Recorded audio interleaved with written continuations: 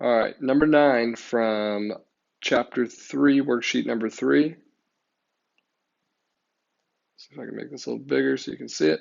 So it says solve for x. We have -2 times the quantity of x minus 1 squared plus 3 equals -8.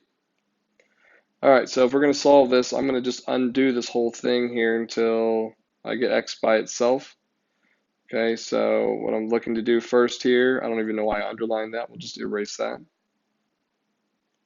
Okay, so we're going to take it here, and I have to get rid of my 3, so we're going to subtract 3 from each side. So we have -11 is equal to -2 times the quantity of x minus 1 squared. Now we need to get rid of the thing that's being multiplied times our quantity, so we're going to divide it by -2. So we now have the quantity of x minus 1 squared equals a positive 11 halves. If you want to make it 5.5, that's fine, I don't really care. Now we're going to take it here, and we need to take the square root of each side.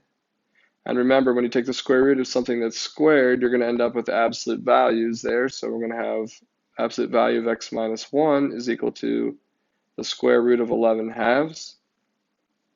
And I'm okay right now with this one having a fraction in the square root. I'm not worried about rationalizing the denominator. So that means that x minus 1 would have to either equal positive or negative square root of 11 halves. And then our last step, we're going to add the 1 to each side.